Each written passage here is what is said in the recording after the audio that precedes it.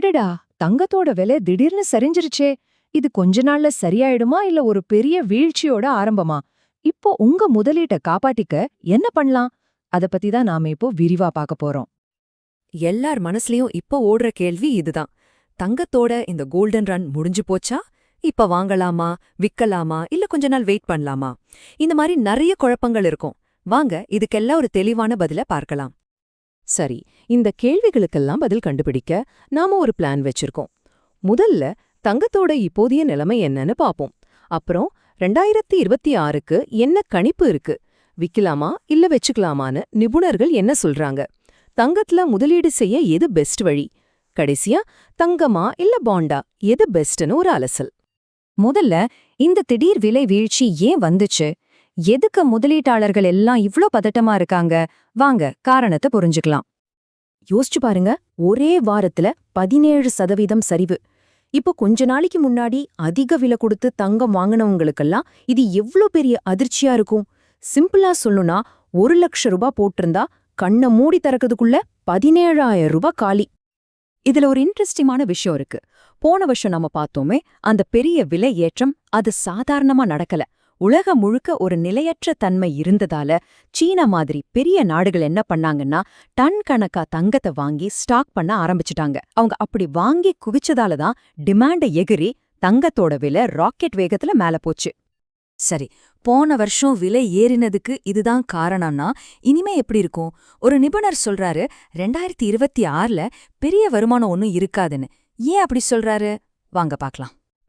நிபுணரோட கணிப்பு ரொம்ப நேரடியானது. 2026ல தங்கத்திலிருந்து பெரிய லாபத்தையெல்லாம் எதிர்பார்க்காதீங்க. சந்தை ஒரு மாதிரி ஃபிளாட்டா, அதாவது மந்த நிலையில இருக்கும். உங்க முதலீடு பெருசா வளராம அப்படியே நிக்க வாய்ப்பு இருக்கு. சரி, எதுக்கு இந்த மந்த நிலை வரும்னு சொல்றாங்க? அதுக்கு சில காரணங்கள் இருக்கு. முதல்ல உலகம் முழுக்க இருந்த அந்த அரசியல் பொருளாதார குழப்பங்கள் எல்லாம் கொஞ்சம் கொஞ்சமா குறைஞ்சிட்டு வருது. அடுத்து அமெரிக்காவோட வட்டி விகிதம் பத்தி ஒரு தெளிவு கிடைச்சிருக்கு. மத்த நாடுகளுக்குள்ள இருந்த வர்த்தக பிரச்சனைகளும் தணிஞ்சிட்டு வருது.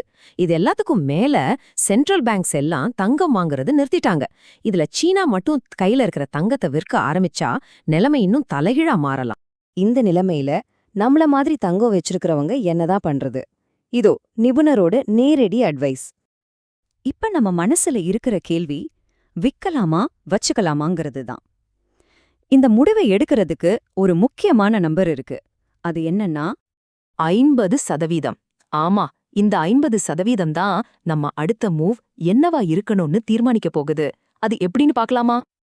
நிபுணரோட அட்வைஸ் ரொம்ப சிம்பிள். உங்ககிட்ட இருக்கிற தங்கத்துல சரி பாதிய, அதாவது 50% இப்போ வித்து லாபத்தை எடுத்துடுங்க. மீதி 50% அப்படியே வச்சுக்கோங்க. அது ஃபியூச்சர்ல வளரட்டும். இதனால என்ன ஆகும்னா, நீங்க லாபத்தையும் பார்த்துட்டீங்க, அதே சமயம் மார்க்கெட்லயும் இருக்கீங்க. ஒரு பேலன்ஸ்ட் அப்ரோச். ஓகே, இப்போ தங்கத்துல முதலீடு பண்றதுன்னு முடிவு பண்ணியாச்சு. ஆனா அதை எப்படி பண்றது? எது புத்திசாலித்தனமான வழி? வாங்க பார்க்கலாம். முதலீடு பண்ண 2 பாப்புலர் வழி இருக்கு. ஒன்னு கோல்டு ETF, இன்னொன்னு நம்ம பாரம்பரியமா வாங்குற நகை.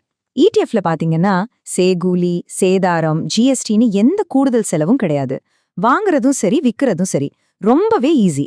ஆனா இல்ல, நான் நகையா போட்டு அழகு பார்க்கணும்னு ஆசைப்பட்டா தாராளமா ஆபரண தங்கம் வாங்கலாம். ஆனா முழுசுமா முதலீடுங்கிற கண்ணோட்டத்துல பார்த்தா ETF தான் பெஸ்ட் சாய்ஸ். இப்போ ஒரு ரொம்ப ரொம்ப முக்கியமான எச்சரிக்கைங்க. அந்த பொருளாதார நிபுணர் ரொம்ப அழுத்தமா ஒரு விஷயம் சொல்றாரு. டிஜிட்டல் கோல்ட் பக்கமே போயிடாதீங்க. ஏன் இவ்வளவு ஸ்ட்ரிக்டா சொல்றாரு? காரணம் ரொம்ப சிம்பிள். இந்த டிஜிட்டல் கோல்டு இருக்கு இல்லையா, அது RBI கண்ட்ரோல்லையும் இல்ல, செபி கண்ட்ரோல்லையும் இல்ல. அதாவது அரசாங்கத்தோட எந்த ஒரு நிதி ஒழுங்குமுறை அமைப்புக்கு கீழேயும் இது வராது. அப்படின்னா என்ன அர்த்தம்? உங்க பணத்துக்கு எந்த விதமான பாதுகாப்பும் கிடையாது. அதனாலதான் இந்த ரிஸ்கான முதலீட்டை தவிர்க்கிறது ரொம்பவே நல்லதுன்னு சொல்றாங்க. கடைசி செக்ஷனுக்கு வந்துட்டோம். தங்கத்துக்கு பதிலா வேற என்ன பாதுகாப்பான முதலீடு இருக்கு? நிறைய பேர் யோசிக்கிற பாண்களோட தங்கத்தை ஒப்பிட்டு பார்க்கலாம். இதுல ஏது பெஸ்ட்? இந்த ஒப்பீடு ரொம்பவே தெளிவா இருக்கு பாருங்க. தங்கம்ங்கிறது கணிக்க முடியாத ஒரு விஷயம். சில சமயம் பெரிய லாபத்தை கொடுக்கும், சில சமயம் பெரிய நஷ்டத்தையும் கொடுக்கும். ஆனா பாண்ட்ஸ் அப்படி இல்ல. அதுல நிலையான கணிக்கக்கூடிய ஒரு வருமானம் கிடைக்கும். அந்த நிபுணர் என்னை கேட்டான்னு சொல்லி அவரோட பர்சனல் சாய்ஸ் சொல்றாரு. அவர் எப்பவுமே பாண்ட்ஸ் தான் தேர்ந்தெடுப்பாரா. ஏன்னா அதுல ஒரு நிச்சயத்தன்மை இருக்கு, ஒரு தெளிவு இருக்கு.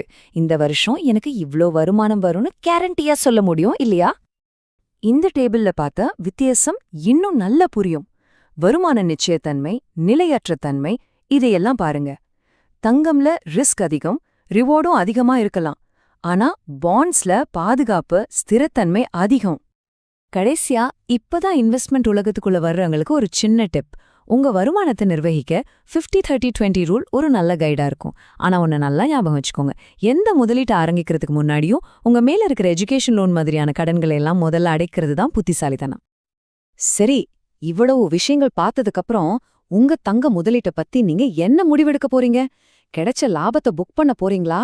இல்ல பாண்ட்ஸ் மாதிரி வேற ஆப்ஷன்ஸை யோசிக்க போறீங்களா? இல்ல மொத்த போர்ட்ஃபோலியோவே ஒரு தடவை ரீவொர்க் பண்ணலாமான்னு பாக்குறீங்களா? யோசிச்சு முடிவு பண்ணுங்க.